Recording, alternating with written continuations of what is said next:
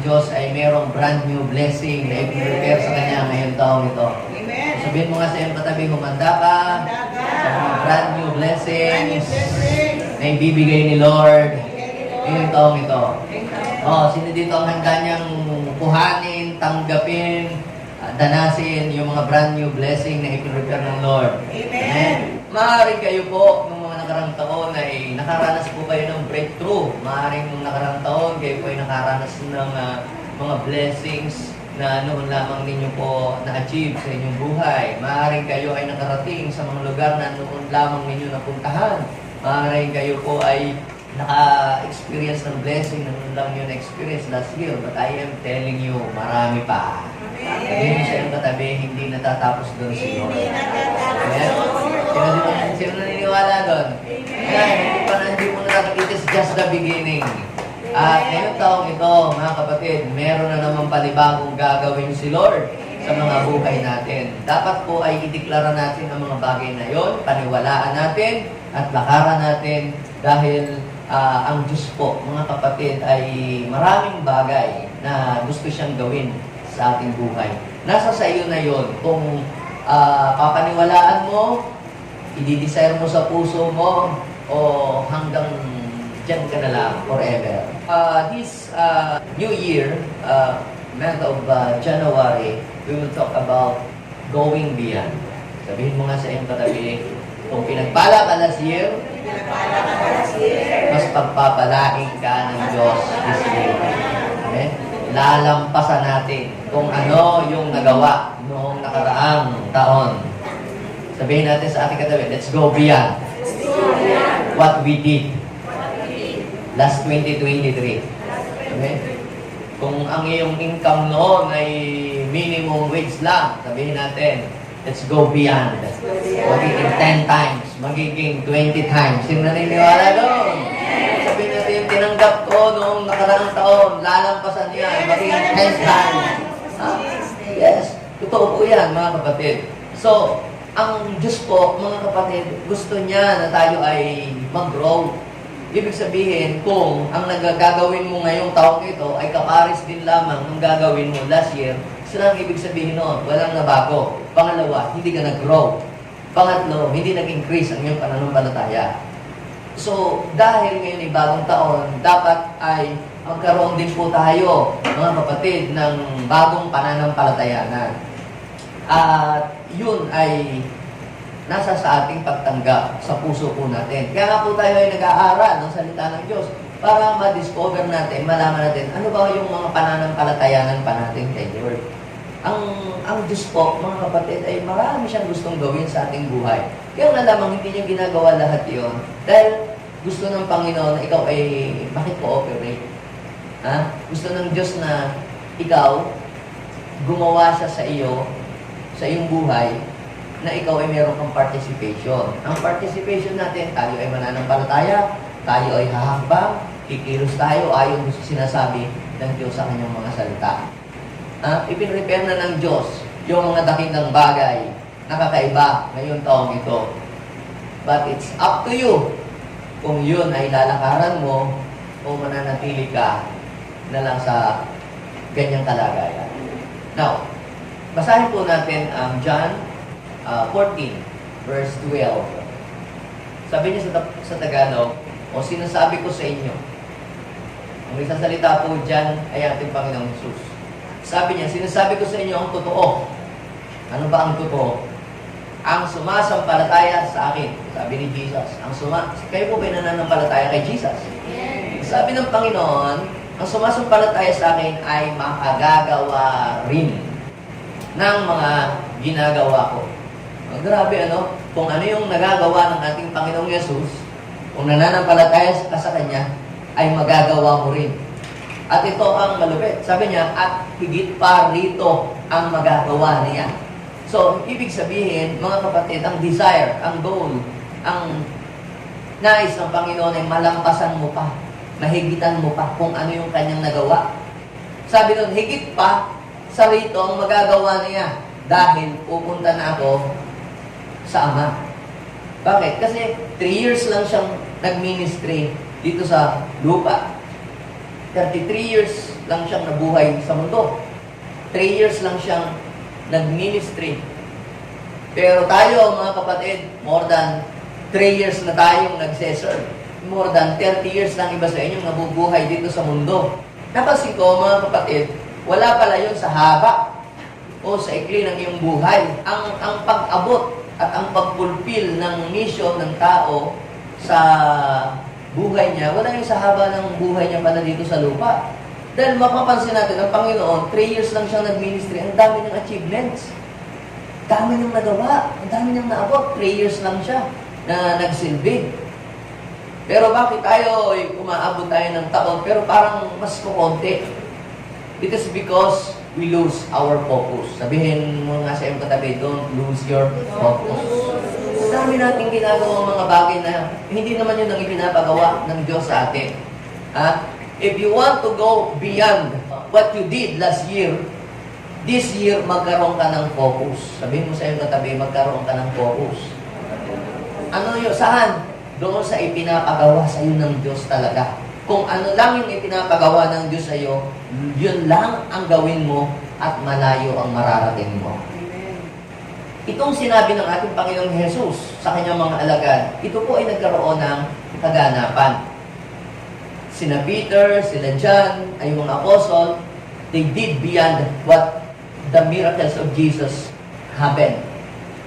Si Jesus, siya po ay nagpagaling sa pamamagitan ng paglilay hands.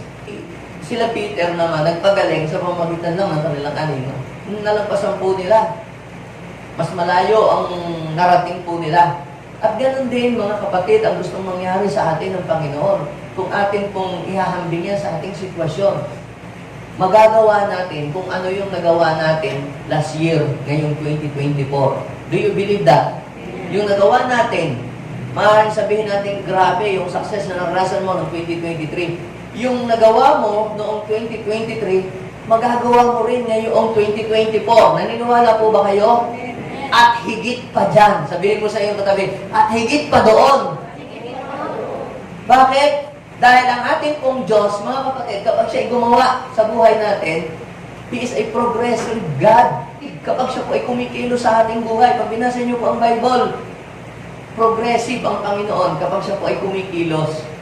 Hindi siya nag-uumpisa ng matindi, pagkatapos ay pahina ng pahina. Hindi po ganoon. Ang Panginoon po, nag-i-start sa maliit, na patindi ng patindi. Kaya nga, miracle after miracle. Favor after favor. Kita mo, pabor na, tapos may mas higit pa palang pabor. Dakilang bagay, from good to great. Yan ang gustong mangyari sa atin ng Panginoon. Kaya sabihin mo nga ulit sa iyong katabi, do not limit yourself. Huwag mong limitahan ang iyong sarili. Let's go beyond. Marami pang inihanda ang Panginoon ng mga dakilang bagay. Nasa sa iyo na yun. As far as you can. As many as you can. Nasa sa iyo na yung paghakbang at nasa sa iyo na yung pagtanggap. Ngayon, bago tayo magpatuloy sa pag-aaral nating going beyond, dapat malaman natin saan ba applicable yung going beyond. Saan ba natin i-apply yung salitang go beyond. Pero gusto ko lang sabihin sa inyo na may mga ibang bagay na yung going beyond ay hindi na pwede dapat i-apply doon. Sasabihin ko muna yung saan natin hindi dapat i-apply yung going beyond. Sabi ni Pastor, let's go beyond. Ini-apply mo sa lahat ng sitwasyon ng buhay mo. Saan hindi siya pwedeng i-apply? Una, spending beyond your income. So, hindi ho applicable yung go beyond.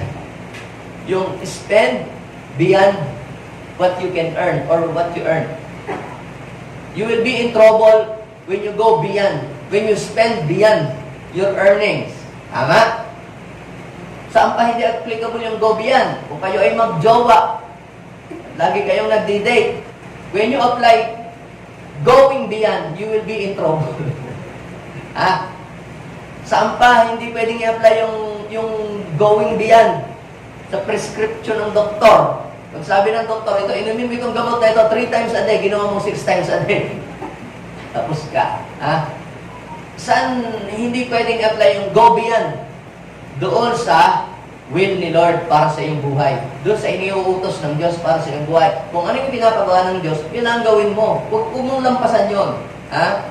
Now, saan naman natin i-apply yung go beyond? Ito na ngayon. Saan natin i-apply yun sa buhay natin? Ha? Ito yung sa ating pagsiserve kay Lord. Kung ang ginagawa mo last year, namimigay ka lamang ng tinapay, tubig ni Holy Communion. Come on, go beyond that. Mag-lead ka ng mga tao. Mag-invite ka. Ha? Kumausap ka ng mga bago. Ha? Mag-minister ka. Mag-pray ka sa may sakit. Mag-share ka ng gospel. Go beyond doon sa pagdidistribute ng tinapay. Ha? Maging sa pagtulong sa iyong kapwa. Kung ang kaya mo lamang last year ibigay ay 20 pesos. Samantalang umiinom ka ng milk tea na 1,000 pesos. Come on. Go beyond. Sino ditong gusto niya mag-revolutionize ang blessing sa buhay niya? Let's go beyond. Doon sa ginagawa natin last year. Kung ang kaya mo lamang attendan ay Sunday service, come on, go beyond that. Lumago ka. Lumalim ka sa Panginoon. Go beyond. Doon sa paglabong spiritual. Kapag mayroong mga trainings, daluhan mo yon. Ha? Kapag mayroong mga convention, puntahan mo yon. Kung gusto mo, ang buhay mo ay lumago pa at malayo pa ang marating mo sa buhay. Sabihin mo sa iyong katabi, gusto ni Lord, malayo pa ang marating mo sa buhay. Sino dito ang naniniwala? Malayo pa ang kanyang mararating. Sabihin mo sa iyong katabi, di umpisahan mo na maglakad ngayon. Malayo ang kanyang marating. Kaya alam nyo mga kapatid, kinakailangan po, itong taong ito, may gawin tayo sa buhay po natin. Huwag tayong mananatiling taga-upo lang, taga-amen, taga-hallelujah, taga-panood. Dapat tayo ay mag-participate o makbang kumilos sa gagawin ng Panginoon. At magugulat kayo, mga kapatid, kapag kayo po ay humakbang, makikita nyo po ang kamay ng Diyos kikilos. Yung mga hindi ninyo nagagawa dati, magagawa ninyo at magugulat kayo. Kakaiba yung inyong mararanasan sa buhay ninyo. Now, bakit po sinabi po ng Panginoon yan? Sapagkat ang gusto ng Diyos, hindi po tayo manatiling ganito lamang. Huwag nating limitahan ang ating buhay, ang ating sarili. Kaya sabi ng Panginoon sa English, He who believes in me, the works that I do, He will do also, and greater works than this. Sabihin mo nga ulit sa iyong katabi, God said, you will do greater things. You will do greater things. Mga dakilang bagay. Bakit? Mga dakilang bagay. Because ang Diyos natin ay dakila. Why greater things? Because we have a great God. Amen. Ngayon, pag-usapan natin how to go beyond from what we are today. Paano tayo makakaalis sa sitwasyon natin ganito? Hindi tayo pare-pare sa sitwasyon.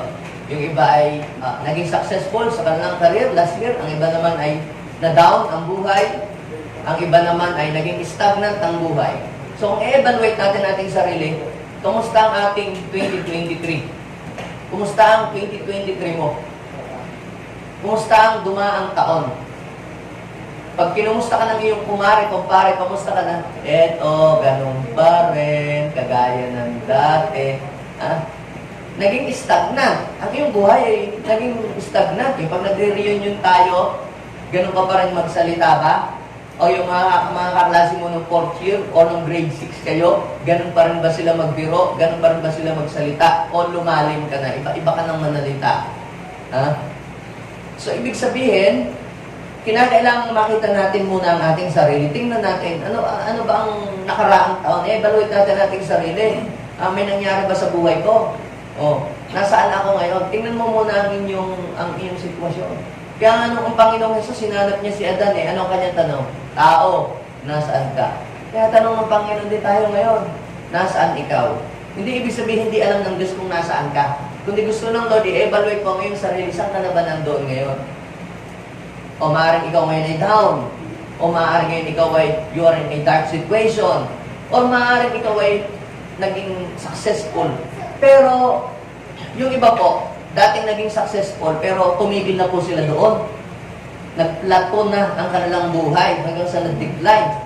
Dating namamayag pa ng buhay, biglang nawala na. Hindi mo na nakita. Wala nang nabalitaan patungkol sa kanya. Ngayon, mga kapatid, kapag nakita mo na kung saan ka nandoong kalagayan ngayon, kung ano na ang tayo mo ngayon, ikaw man ay average or below average, gusto kong malaman ninyong lahat, higit pa sa riyan ang kayang gawin ng Diyos sa buhay mo. At kung ikaw ngayon ay nasa dark situation, I am telling you, makakalampas ka dyan. Dahil galing din kami dyan. At ang ibang tao na nandito, na dumadala dito, ay galing din dyan. Do not settle for crumbs. Ika nga.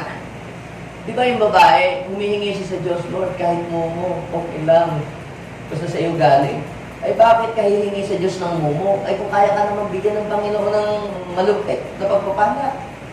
Naalala ko, meron pong picture ng isa pong sasakyan yung obsolete na lumang-luma na siya. Hindi naman siya vintage car eh. Talagang luray-luray ng car. Pero tumatakbo ba siya? May pinost ng isang kapatid. Sabi niya, Lord, kahit ganito man lamang na sasakyan, sana'y magkaroon ako. Ay, agi. Kung hihingi ka na din lamang kay Lord, humingi ka na nung hindi ka problema sa pagpaparepair. Amen?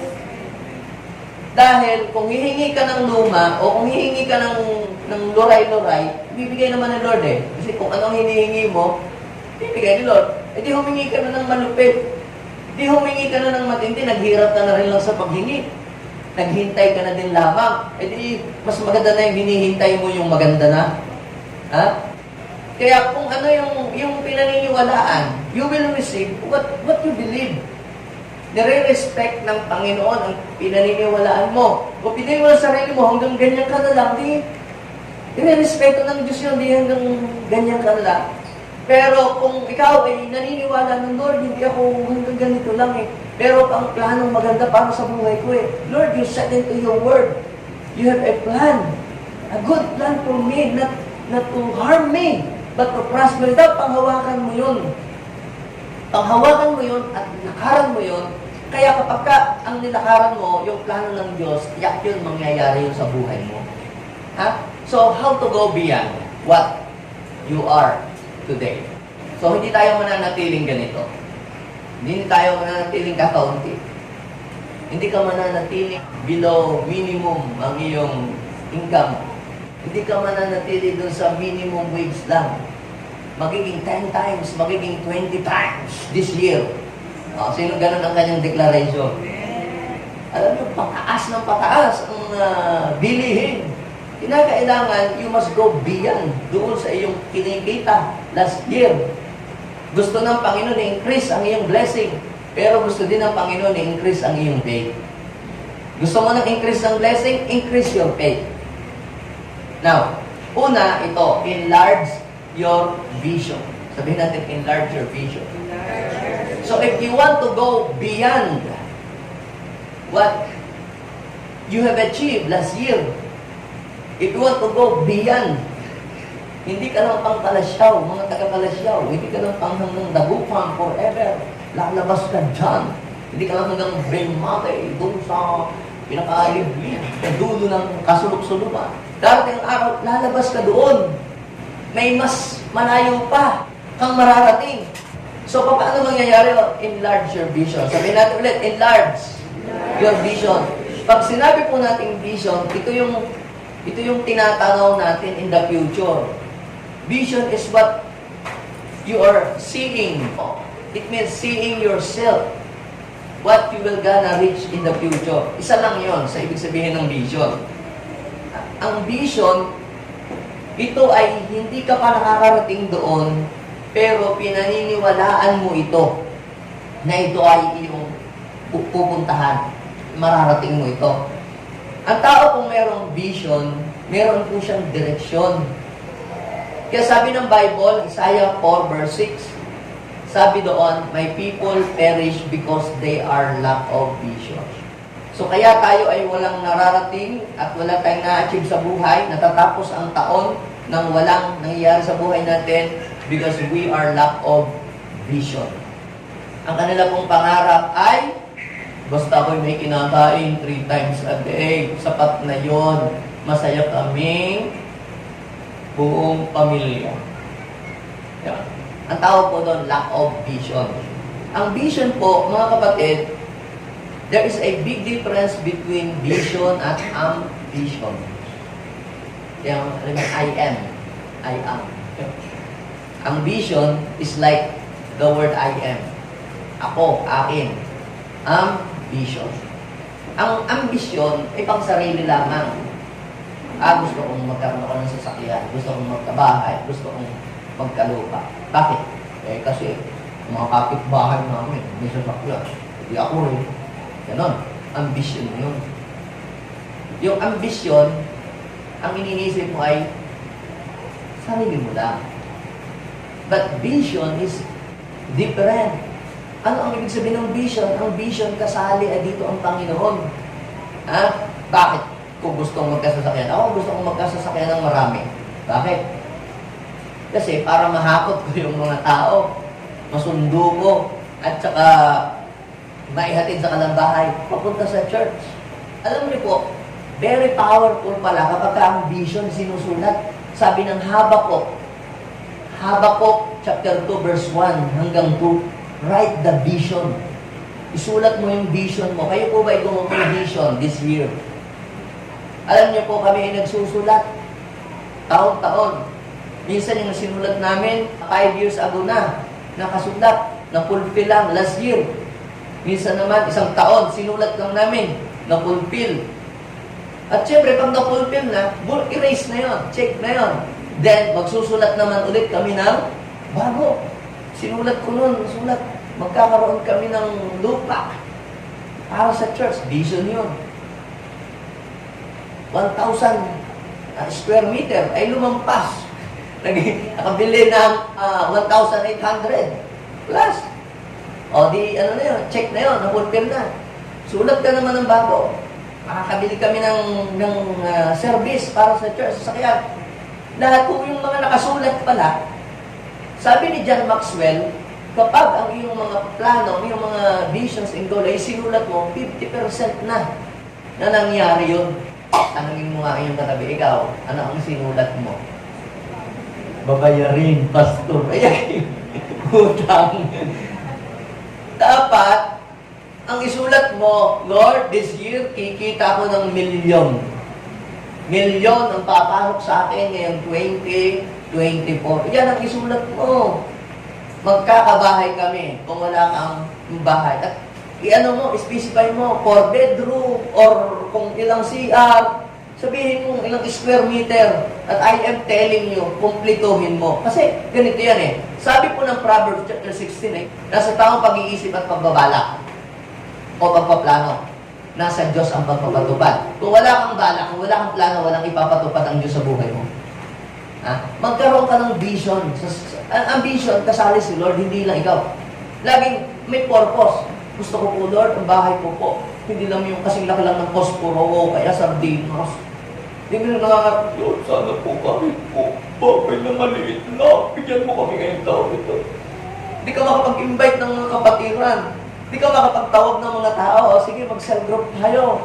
Ikaw mag-share ng word of God. Kung para kayong sardinas, nagsisiksikan doon.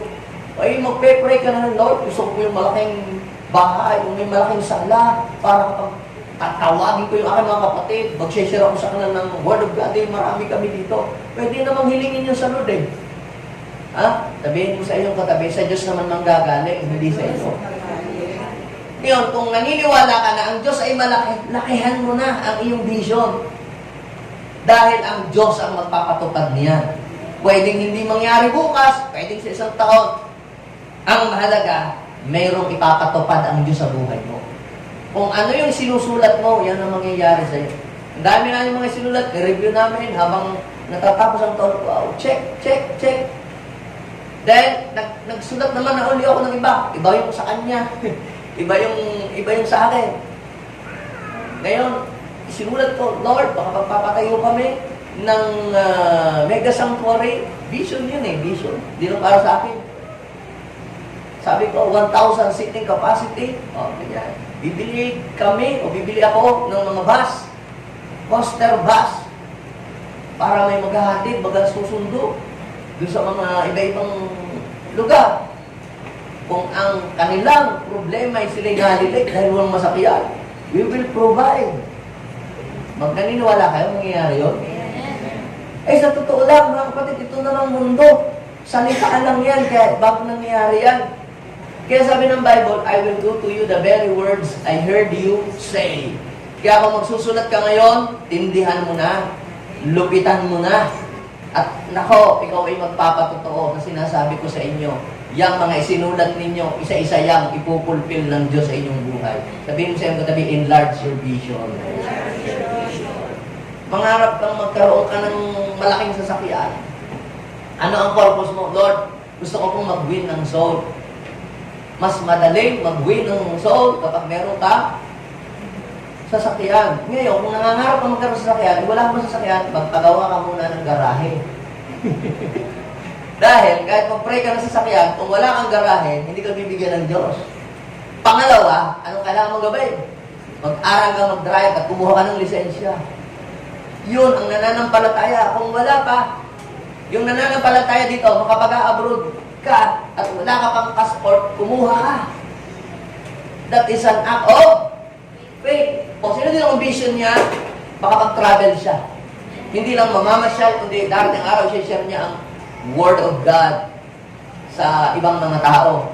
So, ang kailangan mo gawin, mga kapatid, kumuha na ho kayo ng passport. Yung mga walang passport dito, kumuha tayo ng passport. At yung mga hindi rin yung passport expired, i-renew ninyo. Bakit?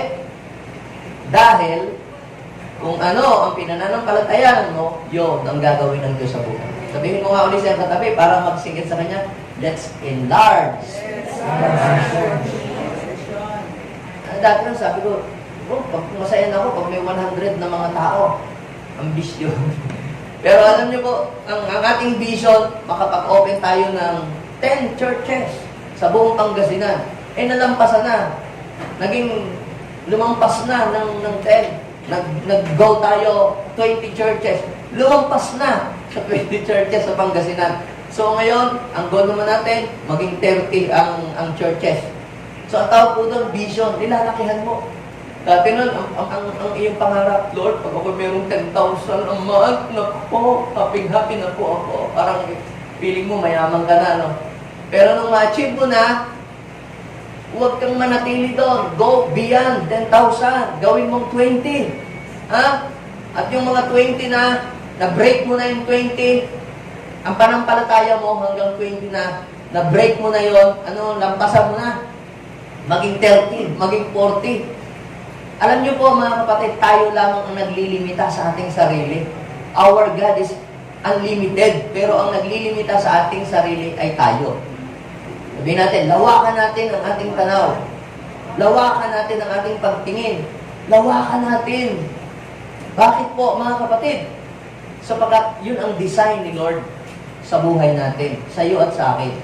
Now, si Abraham, siya po ay walang anak. Silang dalawa po ni Sarah. Nangako ang Lord na bibigyan po sila ng anak. Baog po siya.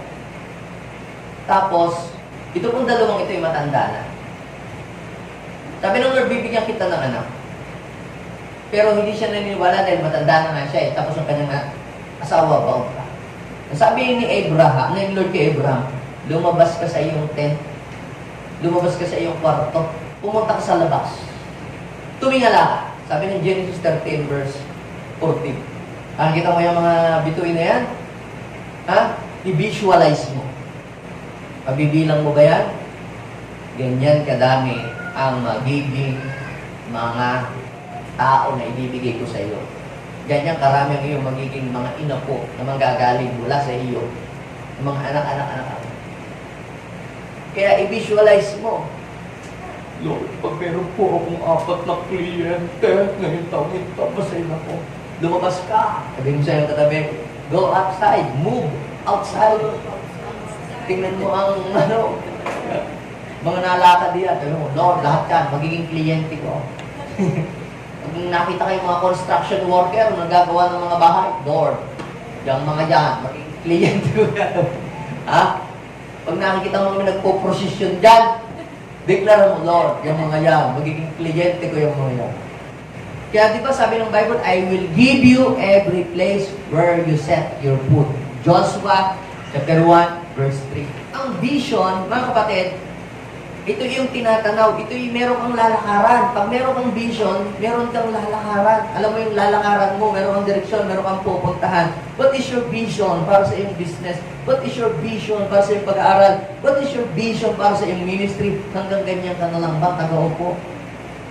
Magkaroon ka ng vision at enlarge your vision. Huwag pang iyo lamang. Gawakan mo. Ang vision, yung makatulong ka sa ibang tao, makatulong ka sa iyong kapwa. Noong si Lot naman, ay dating kasama ni Abraham. But pagkaalis ni Lot, naghiwalay na sila.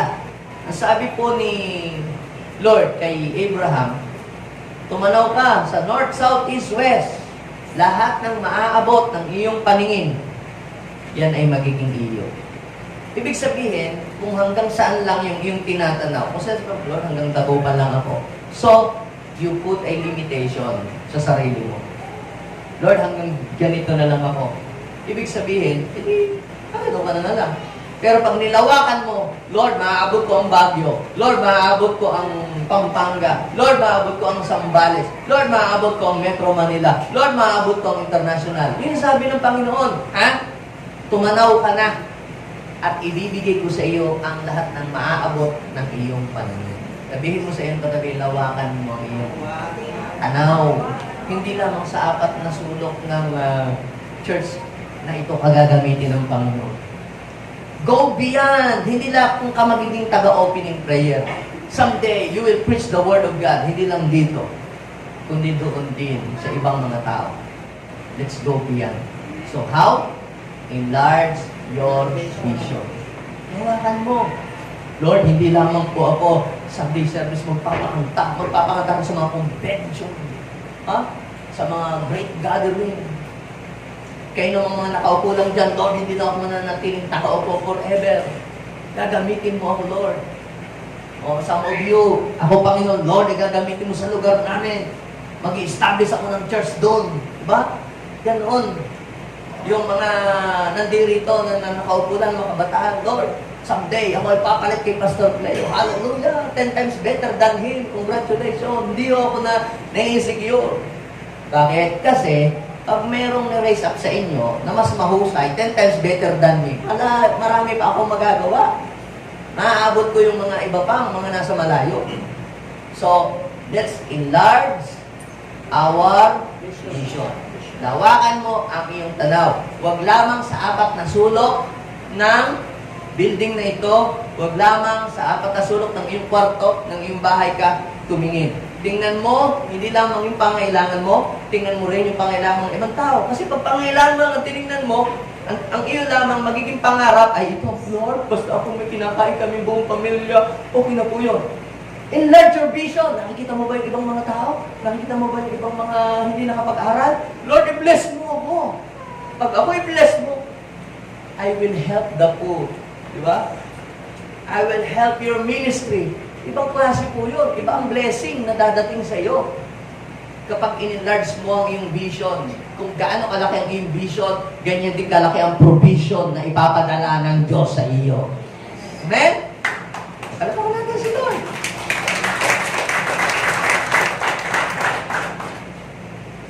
Kaya, tingnan ninyo po, pagka maliit lamang ang inyong pangarap, maliit din lamang ang inyong ma-achieve. Pag inyong nalakihan ang inyong pangarap, maaaring iba hindi maniniwala, ang iba pagtatawanan kayo, sabi, sira ulo kayo. Walang problema. Darating ang araw, yung mga yan, basta focus on what God want you to do. Mag-focus ka lang doon. Huwag mong pakinggan yung mga negative people. Dahil yung mga negative people, walang walang mararating na malayo yun. Ang tingnan mo, yung gustong ipaabot ng Lord sa iyo. Okay, pangalawa, ito, break your limitation. Enlarge your vision. Lawakan mo ang iyong tanaw. Huwag pang sarili lamang ang ang iyong isipin, isipin mo ibang tao, isipin mo yung pamilya, isipin mo yung mga tao aabutin mo, lumalawak ang iyong vision. At pagka hindi lang pang sarili mo, lalaki rin ang iyong income. Lalaki rin ang blessing na darating sa iyo. Kasi nilalawakan ng blessing mo. Kumbaga, ang vision para yung sa sisidlan na lalagyan. Kung po mayroon isang pitchel na tubig, na hawak-hawak, at kayo po ay may mga baso, ang matatanggap mong tubig ay depende sa laki ng baso na hawak mo. Gayon din, mga kapatid, ang taong may vision. Pangalawa ay, ano? Break your limitations. Sino dito ang aamin na siya sa sarili niya ay meron siyang limitasyon? Yes. Lahat tayo ay may limitasyon. Halimbawa ako, bibigyan ko ng halimbawa. Ako po, ang kaya ko lang talagang alagaan na healthy na pag-aalaga ng mga tao ay 10 people. 10 to 20. Pag nakaka-100 na, nakakalimutan ko ng mga pangalan. Pati nga yung mga numbers sa Bible, nakakalimutan ko na yung 24, nagiging 42. Minsan, kabali-balik. Ang hirap eh, tandaan. Lalo na yung may mga tao talagang madaling maka-alaala sa pangalan. Pero namang sa mukha na lang, nakakalimutan ng pangalan. Sa dami. So, ibig sabihin, kung kaya ko lang alagaan, sabihin natin 10 people, paano yan? Hindi meron na ako pong limitasyon. Yan. Paano tayo aabot ng 1,000? Paano tayo aabot ng 2,000 up to 3,000? Kung ako mismo sa aking sarili, ay hanggang 10 lang ang aking kayang alagaan. Alam niyo po, para ma-break yung 10 na kaya kong alagaan, alam niyo po ang gagawin ko? I will delegate, I will raise up, I will train more pastors and leaders. Aalagaan ko lang yung 10. Pero, kapag ako'y marami na-train ng mga leaders, marami akong na-train ng mga workers and pastors, sila rin mag-aalaga ng 10. Pabibreak ang 10. Aabot tayo ng 1,000. Sabihin mo sa iyong katabi, hindi lang isa ang kaya mong akayin this year. Ha? Lord, basta po at meron akong isang naakay, masaya na po ako. Parang sinabi mong, Lord, tama na po yung isa na lang ang maligtas. Eh grabe pa, papayag ka ba na yung mga iba ay mapunta sa impyerno, isa lang ang maligtas? Let's break our limitation. Paano? Let's apply the law of leverage. Tayo, ang kaya natin gawin sa bahay natin ay limited lang. Anong gagawin mo? I-leverage mo yung sarili. Mag-hire ka ng tao na gagawa ng ibang bagay para mas maka-focus ka doon sa ibang bagay. Kung ang paglalaba ay makakaubos ng iyong oras para hindi mo magawa, para ma-miss mo yung mga kliyenteng 10,000, 20,000, 50,000, eh kaya lang hindi mo ma-meet sila dahil maglalaba ka, bumili ka ng washing machine o kaya ipalaba mo sa iba. Paano mo yung magbayad ka ng 1,000, pero ang kinita mo naman ay 50,000? Nakuha po ba ninyo? So, sa ganong paraan, yung limitasyon natin na gusto natin namang magtrabaho kaya lang sinong magpapantay, sinong maghahatid sundo sa aking mga anak. Kung meron lang, kumuha ka na lang ng tagahatid sundo. Upahan mo ng 100 pesos a day. Kung kikita ka naman ng 1,000 to 10,000 a day. Sabihin mo sa iyong katabi, let's break our limitation. Minsan, yung pagiging lack of knowledge at saka yung shortage of knowledge, yan ho ay nagiging limitasyon natin. Diba? Halimbawa, tayo, kunya sabihin ng iba, ay high school lang ang natapos ko. Wala akong napag-aralan. So, para mag-break yun, yung kakulang natin sa kaalaman, umattend ka ng mga training, umattend ka ng mga seminars. Ha? Kasi po, ang limitation is just only in our mind. Ang limitation ay nasa isip mo lang yun. Nasa isip mo lang yung limitasyon. Pero, ikaw ay nilikha ng Panginoon na hindi para ikaw ay limitahan mo ang iyong sarili. Kaya nga sabi, magagawa ninyo ang ginagawa ko at higit pa sa rito, ibig sabihin, hindi nilagyan ng Diyos ng limitasyon yung kayang i-achieve ng isang tao. Minsan tayo lang po ang naglalagay ng limitasyon. Ikaw ako lang saan na yung pinag-aralan tapos ng college, kikita saan ako ng malaki. Diba gano'n? Kung saan na may... Minsan, yung pagsandal natin sa ating magulang, ay isa ding uri ng limitasyon. Minsan yung pagdidepende natin doon sa nag-be-for peace ay isang limitasyon. Kasi hindi ka na mag-strive eh. May nagbibigay naman sa akin, may nagpapadala naman sa akin buwan-buwan. Okay na yun. So, kung gusto mong ma-break yung limitation, huwag kang mag-depende doon. Anong gagawin mo? Noon ako umaasa na sa aking magulang, sa kanyang ibinibigay sa akin. Nabibless naman ako, pero hanggang doon na lang. Bago pa kami kasal, tumitira kami sa magulang pa. Siyempre, nag-a-adjust pa, hindi pa nang gagawin. Nabibless din naman kami. Pero nabasa ko yung sinabi ng Lord kay Abraham, iwan mo ang iyong magulang, iwan mo ang iyong kamag-anak at pumunta ka sa lugar na gustong padalhan sa inyo. Alam niyo po, nung kami nakikitira lamang, sapat-sapat na. Tapos magre-renta pa kami. Paano na kami mabubuhay, Panginoon? Pero, anong ginawa? Humakbang sa panampalataya. Kailangan yung limitation, ma-break. Naghanap kami, nakakita kami ng 2.5. O di, nagre-renta kami. Ay, nababayaran din naman. Yun nga lang, nandun na yung kusina, nandun na yung kwarto, nandun na yung banyo. Kailangan ma-break yung limitation. Nagpunta naman kami sa 5,000. Di ba dapat mas mababa? Nag-break po yung 2,500. Nung nasa 5,000, nakaya namin yung 5,000. Tapos hindi lang naman kami makapag-gather naman na tao. So, pumunta kami sa 6,000. Na-break yung 5,000. Pumunta kami sa mas malaki. Naging 7,000. Naging 8,000. Napansin ko po, mga kapatid, nabe-break yung past record.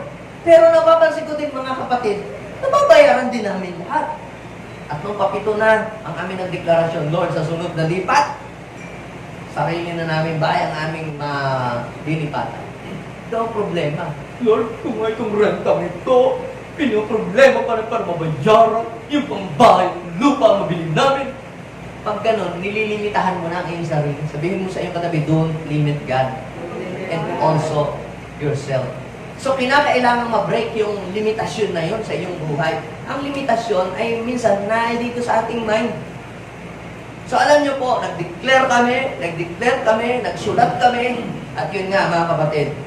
Last year, nakapunta kami sa aming bahay, at ngayon, mga kapatid, pinrovide ng Lord, nabayaran namin yung milyon, kaya nakahinga na kami ng maluwag, may bahay na kami. So, ano ibig sabihin? Meron kang limitasyon na hindi mo kaya. Sabi ng mind mo, hindi mo kaya. Kunti lang yung alam mo, kaya. Ito, Judges chapter 6, 6:14. Pag binasa yung story ngayon, ang mga Madianites, sinako po nila ang mga Israelita. Inalipin po sila. Ngayon, itong si Gideon, gigiling ng palay. Patago ang kanyang pagbabayo ng palay kasi sa takot niya sa mga kalaban. Ngayon, yung angel ng Lord pumunta kay Gideon at sabi, pinagpala ka. You are a hero. Sabi ng Panginoon, kumayo ka, gamitin mo ang iyong lakas para ipagtanggol ang bansang Israel sa mga kalaban. Ang sabi po ni Gideon, ang sagot niya ito, papaano ko po maililigtas? Sabi niya sa verse 15. Judges chapter 6 verse 15. Paano ko po maililigtas ang Israel? Ang pamilya po namin, ang pinakamahina. Yun, nilimitahan niya. Mahina kami, mahina ako. Ako ang pinakamahina. Ako ang pinakaaba sa pamilya namin. Kita nyo, nilimitahan na ni Gideon ang kanyang sarili. Sabi sa verse 15, ito 16, ng Judges chapter 6 verse 16, ang sabi ng Lord, sumagot ang Lord, tutulungan kita at nilipulin mo ang mga Madianita na para ka lang nakipaglaban sa isang tao. Kita po ninyo, ang naglilimita sa sarili ay si Gideon sa sarili niya. Pero si Lord, hindi niya nakikita yung limitasyon na yon. Ang naglalagay lang ng limitasyon ay si Gideon sa sarili niya. Numbers chapter 13, verse 31 hanggang 35. Ang nakalagay doon, itong story, sinugo ni Moses yung mga Israelita para mag-spy, 12 yun. doon sa land of Canaan para tingnan nila kung ano yung bansa na kanilang pupuntahan. Kasi bumalik sila after 40 days. Sabi, nakita namin yung lugar, maganda, mainam, masagana. Kaya lang ang problema, higante ang mga tao doon. Nakita niya, masagana, nakita niya, maraming pagkain, nakita niya ay mayaman at mainam yung lugar na kanilang pinuntahan. Kaya lang, may however, higante ang tao doon. Kaya lang, malalaki sila. Makapal. Ang pader, may pader pa lang makapal. Mayroong harang. Nakikita nila yung limitasyon. Hindi natin kaya. Tipaklong tayo. Tinitingnan yung sarili na hindi na kaya. Pero sabi ni, sa Numbers chapter 14, 7-9, kaya natin, ang sabi ni Caleb, at saka ni Joshua, kaya natin sila. Dahil tutulungan tayo ng Diyos. So, paano nila nakaya? Yung mga nagsasabi na hindi nila kaya, sila ang hindi nakarating. Sila yung hindi nila na-reach.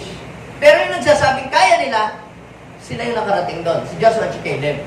Ngayon, sinabi dito sa Hebrew 11 verse 30, dahil sa pananampalataya. Ano daw? Dahil sa pananampalataya. Ito yung pader na nakikita ng mga negative people. Dahil sa pananampalataya, ito naman yung paano nila na-penetrate, na-break yung limitation.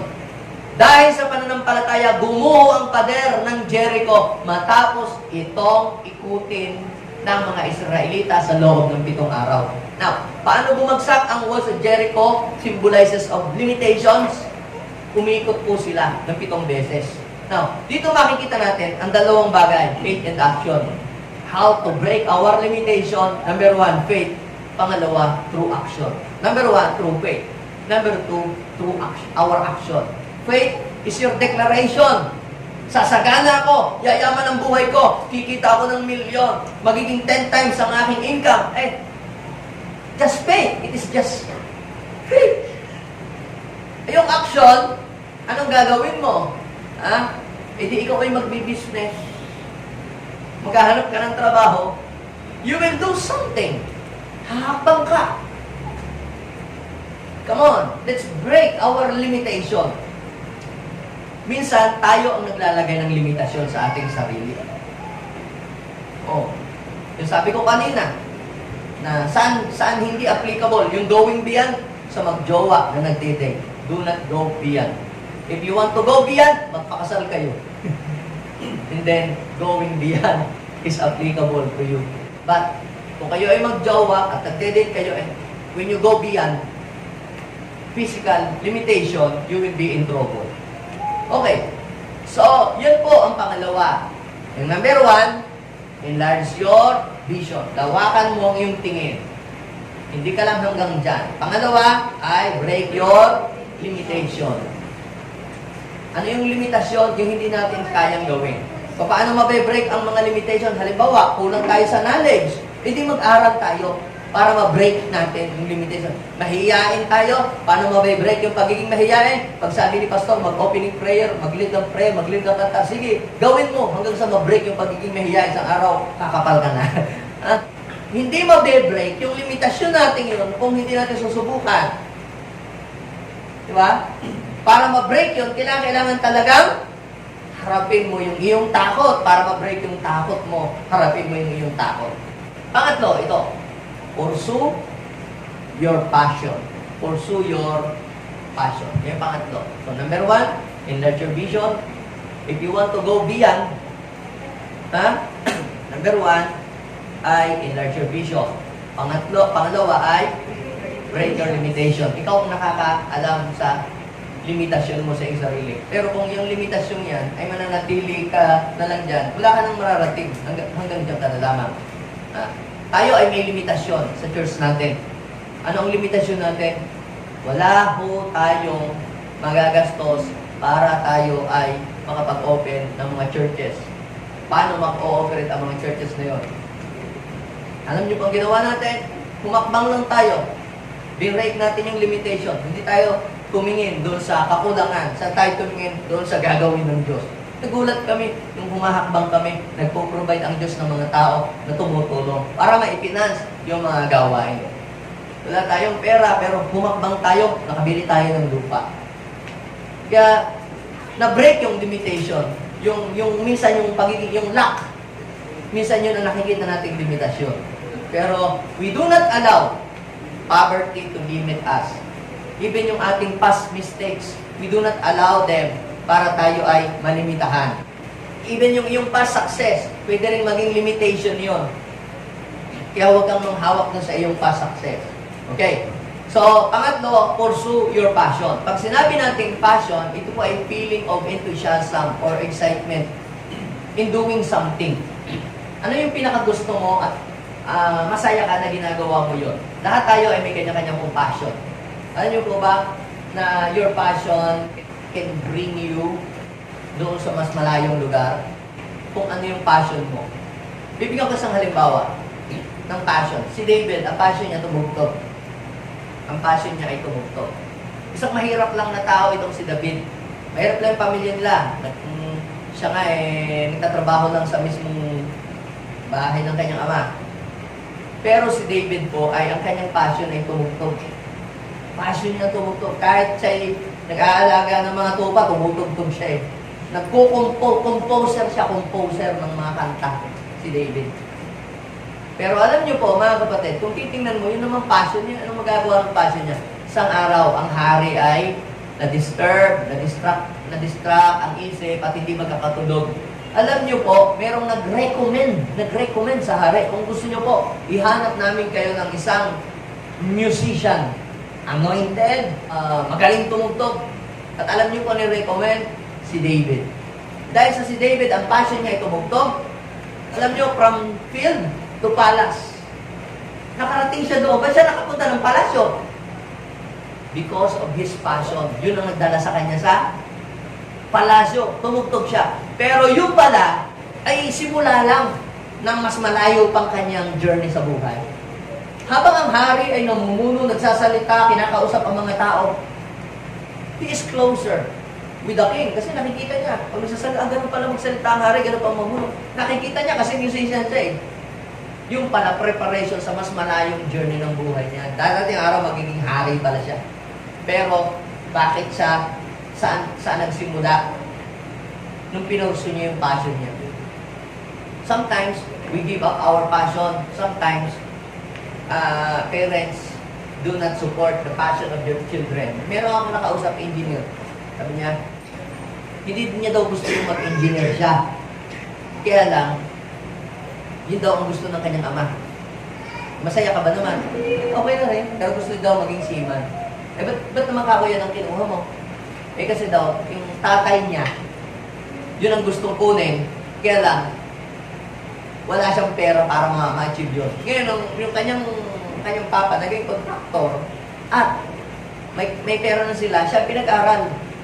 Dinapilitan naman siya, pero hindi yun ang kanyang passion. Ay, parang yung kanyang frustration, isinali niya sa kanyang anak. Pero alam niyo po, mga kapatid, mas malayo ang mararating ng ating mga anak at mas malayo ang mararating ng isang tao kapag sinakiyan niya yung kanyang passion, ang pinurso niya ang kanyang passion. Bakit? Kasi ito yung mga pinakagusto mong gawin. Ito ang magdadala sa iyong tagumpay. Bakit merong nagsasucceed sa restaurant na business at merong nagre-restaurant na business nababaw pa sa utang? Uy, ang daming kumakain doon sa kinakainan namin na. Tuwing tanghali, talagang hilera ang mga sasakyan. Mag-business din kaya kami ng kainan. Nung nag-business ka, nalugi. At ganon. Ang daming kumakain doon sa kinakainan namin. Nung ako magtayo ng business, nalugi. Baka naman hindi mo passion ang magluto. Passion mo lang kumain. Ay, following me. Check yourself, passion mo ba talaga yon? Kasi kung passion mo, yung isang bagay na yan, you will stop pursuing money. And when, at pinupurso mo lang yung iyong passion, kahit napapagod ka, masaya ka sa ginagawa mo. And when you stop pursuing money and pursue your passion, then money will start pursuing you. Sabihin natin, let's pursue our passion. Si Pastor Apple, atin po siyang i-adapt dito. Ang kanya pong passion, magsayaw ng tamburin. Magsayaw. Magkakasama pa kami kabataan pa sa student center. Ako'y kanya laging ini-encourage na mag-join din daw po ako doon. Natutuwa lang ako na nakikita may nagtatambuhin, pero pag ako na magtatambuhin, parang hindi bagay. Ang passion ko po mag-preach. Siya, minsan sabi, tumigil ka na, matanda ka na, huwag ka nang magtamburin-tamburin, pasa mo na lang sa iba. Pero passion niya ang magtamburin. Alam niyo, dahil passion niya yun, nakakarating siya sa iba-ibang bansa. Kinukuha siya para magturo sa iba-ibang dako, Macau, Hong Kong, Singapore. Kita po ninyo, pursue your passion and malayo ang mararating mo sa buhay. So, ang passion ko mag-preach, ang passion ko magturo. At ba't ako nakakapunta sa malayong lugar, iba-ibang lugar? Pinurso ko yung aking passion. Kaya sabihin ko sa iyo, kung ipurso mo yung passion. Si Brian dati, tinuturuan ko po yung mga bata pa, tinuturuan ko yung mag-keyboard. Kasi gawin ko na kasi maraming mga musician. Tinuturuan ko yan, dinadala ko pa tuwing Sabado yung keyboard sa Dukaw pa. Ngayon, meron yung kapatid, sa Iban. Hindi ko alam, pagka pala iniiwanan ko yung keyboard doon, pinapakialaman niya yung keyboard. Pero ang tinuturuan ko si Brian. Pero si Evan, pag ako'y wala, kinakalikot niya yung keyboard, pinaglalaroan niya. Ay natuto naman po si Brian, nakapag-special number pa nga ng anniversary. Pero pagkatapos wala na. Alam niyo kung sino nagpatuloy, hindi ko tinuruan, si Evan. Ang passion pala ni Brian, kumanta. And because of his passion na kumanta, alam niyo, naging singer siya sa international. Nakilala siya sa JA1 sa pamamagitan ng pagkanta, hindi pagtugtog. Kumikita siya sa kanyang passion. Kumikita sa kanyang pagkanta online. Sabihin mo sa iyong kanyang kurso, yung passion. Sino ngayon ang tumutugtog? Si Eva. Kasi yun ang passion. Ibig sabihin, yung passion yun magdadala sa iyo sa malayo. Pag ginagawa mo lang isang bagay, napipilitan ka lang just for the sake na para ka kumita pero hindi ka masaya, hanapin mo ang iyong passion at malayo ang mararating mo sa buhay. What is your passion? I-discover mo ang iyong sarili. Kaya yung mga bata na pinapapasok natin dahil gusto lang natin na yun ang kanyang buong kurso, tanghaling gumising. Pero pagka ang kinukuha niya ay passion niya, kahit wala yung baon, pupunta yan sa school dahil passion niya yun. Yung iba, binigyan mo ng arena, dinagdagan mo ng baon, di pa tamad pa pumasok. Baka naman hindi naman talaga niya yun ang gusto niya. No? Pero pag yan, gusto niya, kahit walang baon, nakalimutan mong bigyan, ay tatakbo na. Excited palagi. Meron kang excitement. Ikaw ay meron kang enthusiasm to do something. At pag ganyan ka, ang nilalakar mo yung passion, masigla ka, tandaan mo, malayo ang mararating mo sa buhay. You will go beyond what other people is doing. So, Philippians chapter 2, verse 13. Basahin po natin. Sapagkat ang Diyos ang nagbibigay ng pagnanasa. Sino nagbibigay? Ang Diyos. So, si Lord may ilalagay sa puso mo. Ano ba talaga yung gusto mong gawin? Lalagyan ka niyan. Parang apo yan sa puso mo. Para sabi ni Jeremiah 20, verse 9. Para daw apoy sa puso niya yung Word of God. Na pagka huwag nating ipilit sa ating mga anak, sa ibang tao, sa mga leaders, sa workers sa simbahan, yung hindi nila linya. Noong pong makikipaglaban ng Israel kay Goliath, nag-volunteer si David. Ngayon, sabi ni David, siya daw ang lalaban sa higante. Sabi ni Saul, kung gayon, suot mo tong aking balutik. Sinuot na ni David. Sinuot niya, binigay pa yung sword, hindi siya makalakad. Hindi siya makakilos ng normal. Imagine, kung gagawa ka, kikil ka magtatrabaho ka, hindi ka makakilos, imagine mo ipapagawa sa iyo ng boss mo yung hindi mo linya. Halimbawa, mag-type sa computer. Wala kang anak sa computer. So, ano mangyayari sa iyo? Diba? Hindi ka magiging effective, hindi ka magiging productive, hindi ka magiging successful. So, anong ginawa ni David? Hinubad niya. Sabi niya, hindi ko na po gagamitin ang mga ito. At hinubad niya. Come on, kubarin na natin. Magpakatotoo na tayo. Sabi ko sa'yo, magpakatotoo na tayo. Let's pursue our passion. Ano ba talaga? Yan ba talaga gusto mong gawin? Yan ba talaga ang kurso na gusto mong gawin? Magtapat ka na. Bakit ka ba tabas pumasok? Gusto mo ba yan? Hindi. Hanapin mo kung ano yung passion mo. Andun ka, dumakad, sasamahan ka ng Diyos. Bakit? Dahil sabi ng Bible, sapagkat ang Diyos ang nagbibigay ng pagnanasa, nakakayahan na magawa ang kanyang kalooban. So, si Lord palang naglalagay ng passion sa puso natin. But when you act against your passion, you are acting against the will of God. So, ang Diyos ay nagbibigay ng kakayahan na may sagawa ang kanyang kalooban. So, mga magulang ko at mga kapatid, God want each every one of us to go beyond what we have reached. That's 2023. Let's pursue our passion, let's break our limitation, and let's enlarge our vision. Tayo po lahat ay tumindig sa oras na ito, and we will pray together na ngayong taong ito, mga kapatid, we will go beyond our limitation, sa ating physical limitation. Ang sabi po ni Paul sa Ephesians chapter 3 verse 20, basahin po natin yan before we pray. Purihin natin ang Diyos na makagagawa ng higit pa sa kaya mong hingin at sa pamamagitan ng kanyang kapangyarihan kumikilo sa atin. Imagine nyo, mga kapatid, we can do all things through Christ who give us His strength. So let us pray. Father, I pray right now, continue to move in this place. Naniniwala ko, Panginoon, na mas higit pa ang kaya naming magawa. Higit pa sa nakaraan ng panahon ang magagawa namin ngayon. Mas magagawa namin ng mabilis, mas magagawa namin ng mas madali dahil kami ay tinuturuan mo, ginagabayan mo at sinasamahan mo kami. Lord, kung nung hindi nga kami nakakakilala, may na-achieve kami. Nung hindi ka pa namin kilala, Lord, wala pa kami sa JA1, may na-achieve kami. Pero mas lalong marami kaming ma-achieve. Ngayong nakilala ka na namin dito sa JA1, Lord. Ngayong nakilala ka na namin at kami, Panginoon o Diyos, ay nakaririnig ng inyong salita. Mas higit, mas malayo, mas malawak ang aming mararating pa sa tulong mo, Panginoon. We can do all things through you who give us the strength, O Lord. Thank you so much, Father. Tayo mag-pray. Sabihin po natin, Panginoong Jesus, maraming salamat po. Dahil Ikaw ang nagbibigay ng vision. Ikaw, Panginoon, ang nagtatanggal ng limitasyon. At Ikaw, Panginoon, ang nalalagay ng passion sa aming puso para maisaktuparan at gawin ang iyong kalooban. Nananampalataya ko na sa taong ito, Panginoon, malayo ang mararating ko sa buhay. Marami akong ma-achieve, Panginoon, ng mga dakilang bagay dahil sasamahan mo po ako. Maraming salamat, O God. In Jesus' name. Lord, dinideclare ko ang lahat ng pangarap at mga plano ng iyong mga anak ngayong taong ito ay magkakaroon ito ng katuparan. Idinideclare ko ito. Lord Jesus, we break every limitation, we destroy every obstacle na nilalagay ng kaaway.